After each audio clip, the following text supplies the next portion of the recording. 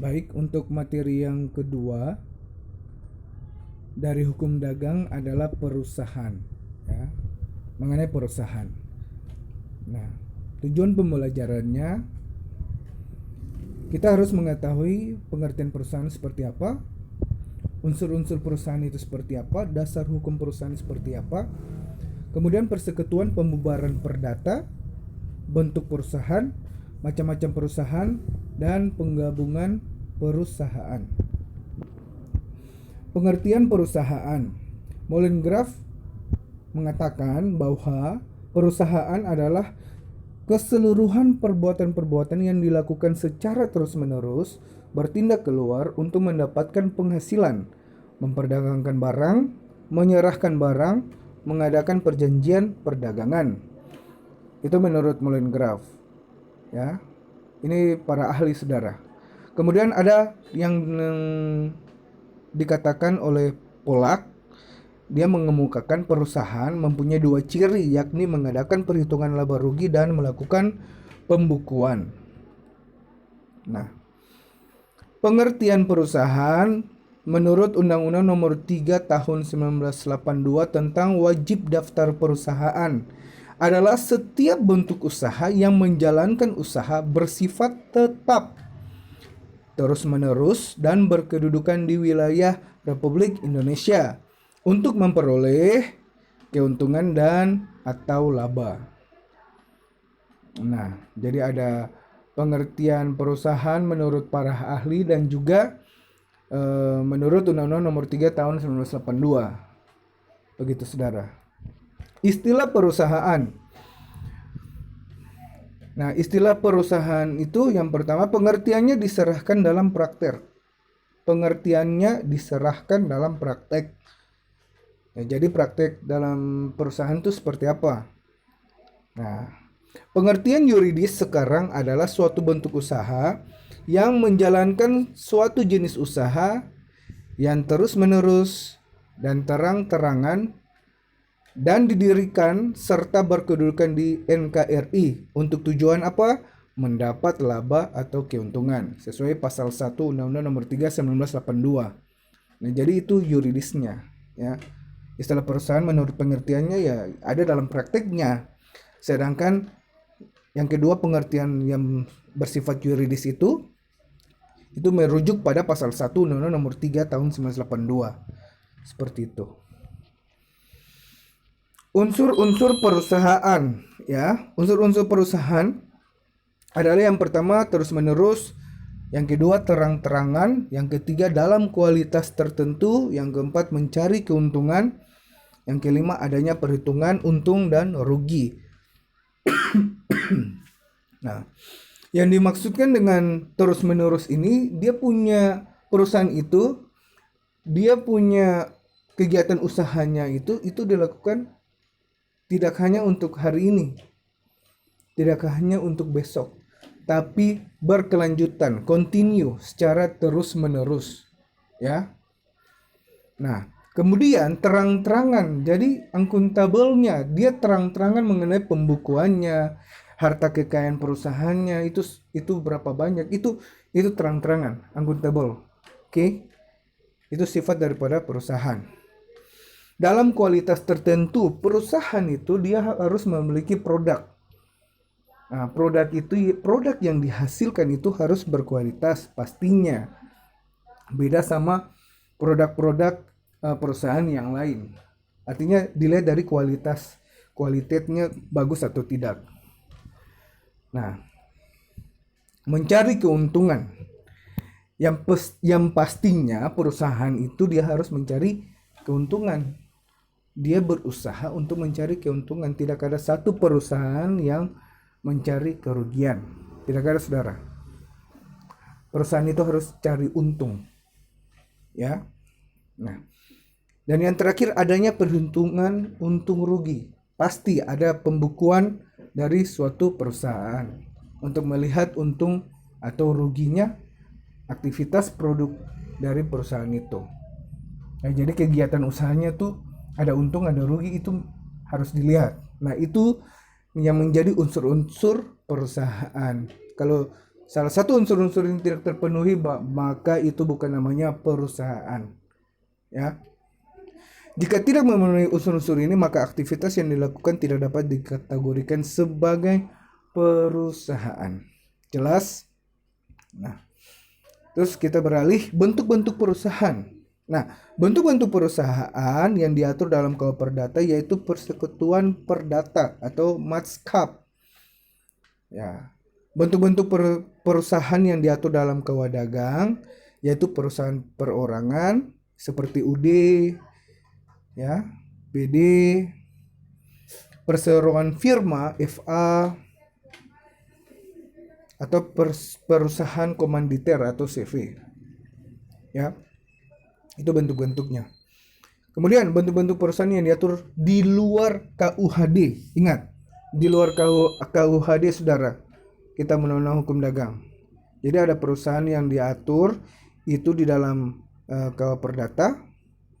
Kemudian ada bentuk-bentuk perusahaan yang diatur dalam KUA Dagang dan bentuk-bentuk perusahaan yang diatur di luar KUHD atau kita Undang-Undang Hukum Dagang. Yakni PT atau perseroan terbatas, koperasi, yayasan dan badan usaha milik negara. Nah, itu di luar KUHD karena undang-undang mengenai PT itu ada sendiri, ya. Koperasi, yayasan, BUMN itu juga ada sendiri. Jadi di luar Saudara. Di luar KUHD dan juga di luar Perdata. Kita Undang-Undang Hukum Perdata.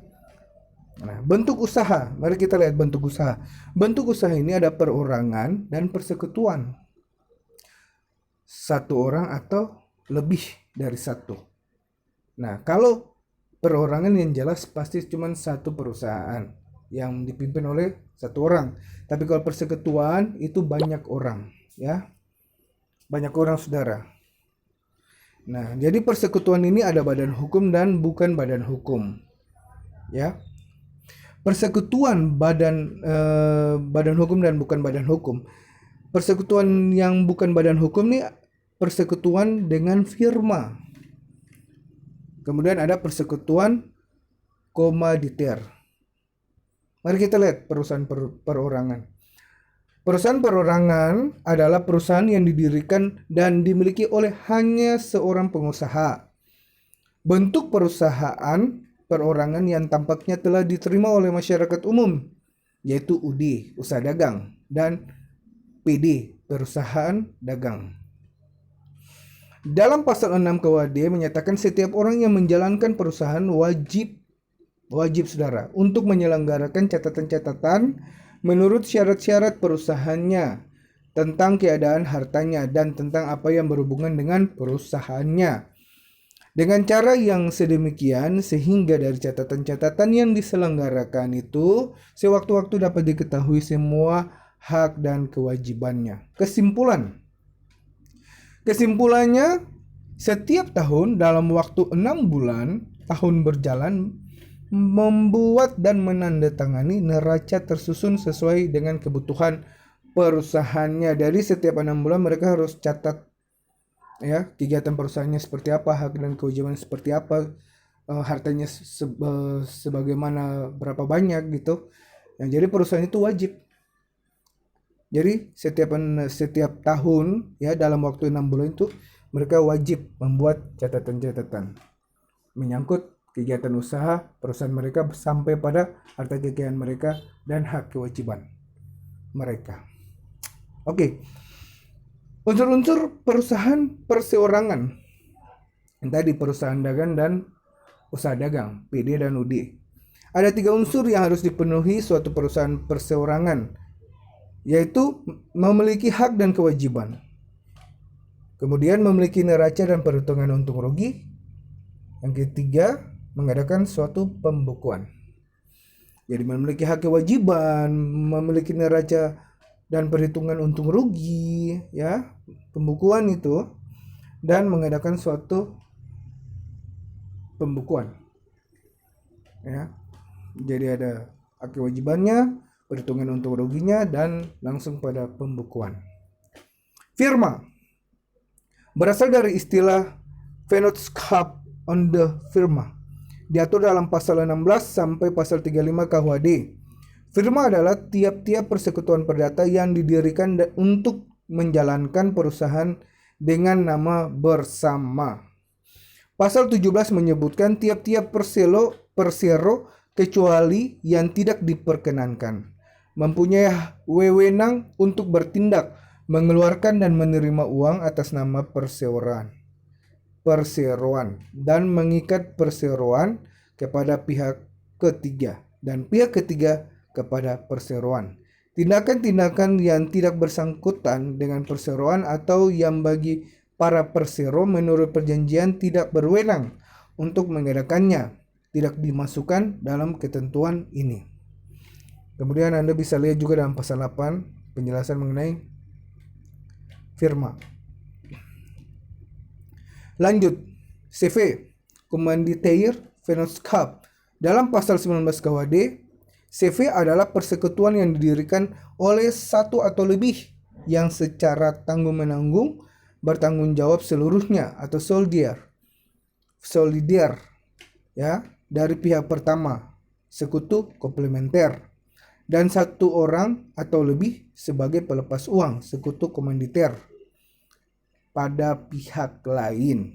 Nah, jadi ada dua bentuk sekutu, saudara. Yang pertama sekutu komanditer, itu sekutu pasif. Yang kedua sekutu komplementer atau sekutu aktif. Apa sih perbedaannya? Sekutu komanditer adalah sekutu yang hanya menyerahkan uang atau barang sebagai pemasukan pada persekutuan dan tidak turut campur di dalam mengurus atau mengelola persekutuan. Jadi sekutu komanditer dia punya tugas tuh hanya menyerahkan uang, saudara, atau barang. Dia tidak mencampuri, mengurus atau mengelola persekutuan. Dia hanya sebagai penerima dan menyerahkan ya uang kepada barang atau uang kepada sekutu yang lain ya. Sedangkan sekutu komplementer adalah sekutu pengurus yang bertanggung jawab atas jalannya persekutuan, bahkan pertanggungjawabannya sampai pada harta pribadi. Jadi perbedaan sekutu komanditer dan sekutu komplementer ada pada tugasnya. Sekutu komanditer itu dia bertugas hanya menyerahkan uang dan atau barang sebagai pemasukan pada persekutuan dan tidak turut campur di dalam mengurus atau mengelola persekutuan. Sedangkan sekutu komplementer adalah sekutu pengurus yang bertanggung jawab atas jalannya persekutuan, bahkan pertanggungjawabannya sampai pada harta pribadi. Baik, ada 3 jenis CV. CV diam-diam, ya, CV terang-terangan, CV dengan saham. CV diam-diam yaitu CV yang belum menyatakan dirinya terang-terangan kepada pihak ketiga sebagai CV, tetapi persekutuan ini sudah menjadi CV karena salah seorang atau beberapa orang sekutu sudah menjadi sekutu komanditer. CV terang-terangan yaitu CV yang secara terang-terangan menyatakan dirinya kepada pihak ketiga sebagai CV. Hal ini terlihat dalam bentuk publikasi yang dilakukan. CV dengan saham. CV terang-terangan yang modalnya terdiri dari kumpulan saham-saham. Nah, bagaimana sih bubarnya CV? Berakhirnya CV berdasarkan pasal 31 KUH Dagang yakni yang pertama, berakhirnya jangka waktu CV yang ditetapkan dalam anggaran dasar. Jadi jangka waktunya habis, saudara. Yang kedua, akibat pengunduran diri atau pemberhentian sekutu. Ada sekutu yang membubarkan diri dan memberhentikan diri, maka CV-nya bubar. Yang ketiga, akibat perubahan anggaran dasar. Itu merupakan faktor juga, saudara. Anggaran dasar bisa membuat CV-nya bubar, ya. Nah, itu yang menyangkut dengan CV. Berikut, koperasi. Koperasi adalah badan usaha yang beranggotakan orang-orang atau badan hukum koperasi dengan melandaskan kegiatannya berdasarkan prinsip koperasi sekaligus sebagai gerakan ekonomi rakyat yang berdasar atas asas kekeluargaan. Nah, dua bentuk koperasi yakni koperasi primer, dan koperasi sekunder. Apa sih koperasi primer? Koperasi primer adalah koperasi yang didirikan oleh dan beranggotakan orang seorang, dibentuk oleh sekurang-kurangnya 20 orang. Sedangkan koperasi sekunder, koperasi yang didirikan oleh dan beranggotakan koperasi, ya, dibentuk oleh sekurang-kurangnya 3 koperasi. Dari segi fungsi dan kebutuhan koperasi dapat berupa koperasi simpan pinjam, koperasi konsumen, koperasi produsen, koperasi jasa. Ya. Koperasi berdasarkan Pancasila dan Undang-Undang Dasar 1945 serta berdasar atas asas keluarga. Jadi koperasi itu dia harus berasaskan kekeluargaan. Kemudian koperasi itu dia bergerak dalam koperasi simpan pinjam, koperasi konsumen, produsen, jasa. Seperti itu saudara. Koperasi melaksanakan prinsip koperasi sebagai berikut. Keanggotaan bersifat sukarela dan terbuka. Kemudian yang kedua, pengelolaan dilakukan secara demokratis. Yang ketiga, pembagian sisa hasil usaha dilakukan secara adil sebanding dengan besarnya jasa usaha masing-masing anggota. Yang keempat, pemberian balas jasa yang terbatas terhadap modal. Dan yang kelima, kemandirian. Jadi koperasi itu dia harus mandiri. Ya, dia memiliki prinsip mandiri. Oke guys, lanjut materi mengenai BUMN. Badan Usaha Milik Negara atau disingkat BUMN adalah badan usaha yang seluruh atau sebagian besar modalnya dimiliki oleh negara melalui penyertaan secara langsung yang berasal dari kekayaan negara yang dipisahkan. Bentuk dari Badan Usaha Milik Negara menurut Undang-Undang 19 tahun 2003 adalah sebagai berikut. Yang pertama perusahaan umum, yang kedua perusahaan perseroan. Perusahaan umum disebut Perum, perusahaan perseroan disebut Persero. Ada juga perusahaan jawatan. Ya, perusahaan jawatan yaitu badan usaha yang mengutamakan kegiatan di bidang penyediaan jasa bagi masyarakat dan tidak mengutamakan keuntungan. Jadi perusahaan jawatan ini tidak mengutamakan keuntungan, saudara. Ya, dia hanya mengutamakan kegiatan di bidang penyediaan jasa bagi masyarakat. Akan tetapi dalam perkembangannya satu demi satu perusahaan jawatan ini ditingkatkan statusnya menjadi Perum atau bahkan Persero. Perjan adalah bentuk usaha milik negara yang seluruh modalnya dimiliki oleh pemerintah. Perjan ini berorientasi pada pelayanan masyarakat sehingga selalu merugi. Nah, sekarang sudah tidak ada perusahaan BUMN yang menggunakan model perjan karena besar biaya untuk memelihara perjan-perjan tersebut. Contohnya KAI kini menjadi PT Kereta Api Indonesia. Ya, PT Kereta Api Indonesia, jadi bukan KAI lagi. Itu contohnya, ya. Kemudian ada perusahaan umum, ya, yaitu badan usaha yang mengutamakan untuk berusaha di bidang pelayanan bagi kemanfaatan umum, di samping juga untuk mendapatkan keuntungan. Ya, Perum adalah perjan yang sudah dirubah.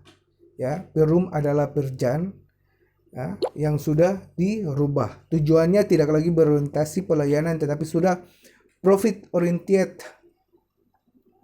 Orientasinya menguntungkan, ya.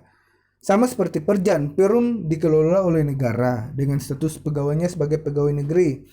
Namun perusahaan masih merugi meskipun status perjan diubah menjadi Perum. Sehingga pemerintah terpaksa menjual sebagian saham Perum tersebut kepada publik. Nah, itu yang disebut go public. Dan statusnya diubah menjadi Persero. Perusahaan perseroan. Ciri-ciri Persero. Yang pertama, pendirian Persero diusulkan oleh Menteri kepada Presiden. Yang kedua, pelaksanaan pendirian dilakukan oleh Menteri dengan memperhatikan perundang-undangan. Yang ketiga, statusnya berupa perseroan terbatas yang diatur berdasarkan undang-undang. Yang keempat, modalnya berbentuk saham. Yang kelima, sebagian atau seluruh modalnya adalah milik negara dari kekayaan negara yang dipisahkan. Yang keenam, organ Persero adalah RUPS, RUPS, Rapat Umum Pemegang Saham. Direksi dan komisaris. Yang ketujuh, menteri yang ditunjuk memiliki kuasa sebagai pemegang saham milik pemerintah. Nah, lanjutan ciri-cirinya. Lanjut. 8. Apabila seluruh saham dimiliki pemerintah, maka menteri berlaku sebagai RUPS. Jika hanya sebagian, maka sebagai pemegang saham perseroan terbatas. RUPS bertindak sebagai kekuasaan tertinggi perusahaan. Yang 10, dipimpin oleh direksi. 11, laporan tahunan diserahkan ke RUPS untuk disahkan. Lanjut, tidak mendapat fasilitas negara. Tujuan utama memperoleh keuntungan. Hubungan-hubungan usaha diatur dalam hukum perdata dan pegawainya berstatus pegawai swasta. Nah, materi untuk menyangkut penggabungan itu ada merger, konsolidasi, serta akuisisi, ya.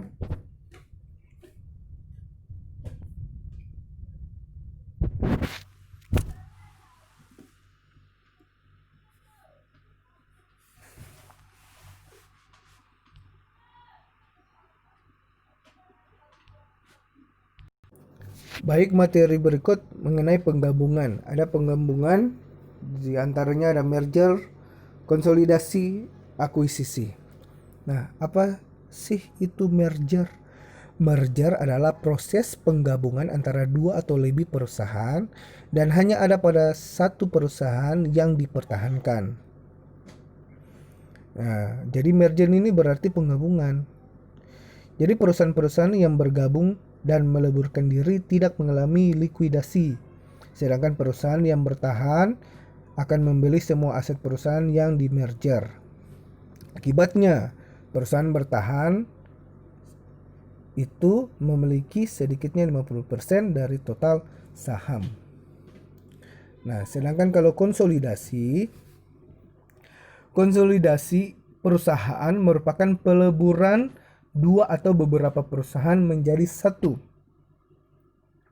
Berbeda dengan proses merger yang tetap mempertahankan satu perusahaan sebagai entitas independen. Iya betul, entitas independen. Nah, jadi contoh daripada konsolidasi nih. Nah, pembentukan Bank Mandiri di tahun 98 yang merupakan hasil peleburan dari 4 bank. 4 bank, saudara. Nah, diantaranya Bank Bumi Daya, Bank BDN, Bank Ekspor Impor, dan Bank Bapindo. Melebur menjadi satu perusahaan ya yang baru. Ya. Jadi mereka menciptakan satu perusahaan dengan nama yang baru, yaitu Bank Mandiri. Akuisisi. Nah, akuisisi adalah proses pengambil alihan perusahaan yang dilakukan dengan cara membeli perusahaan mayoritasnya. Ya, perusahaan yang membeli saham ini kemudian akan menjadi pengendali perusahaan yang dibeli sahamnya. Ya, jadi berbeda dengan konsolidasi dan merger, ya, yang menghilangkan eksistensi perusahaan yang melakukan peleburan. Akuisisi tetap mempertahankan eksistensi kedua perusahaan. Jadi tidak ada perusahaan yang hilang. Itu ada perbedaan dari merger, konsolidasi, dan akuisisi. Semoga teman-teman bisa paham dan mengerti, ya. Dan untuk lebih lagi, saudara-saudara bisa membaca, ya, serta menyimak dan mendengar materi penjelasan yang hari ini telah saya berikan menyangkut perusahaan. Dan biarlah saudara-saudara bisa menggunakan daya pikir saudara untuk mengetahui lebih lagi mengenai perusahaan ini. Sekian dan terima kasih.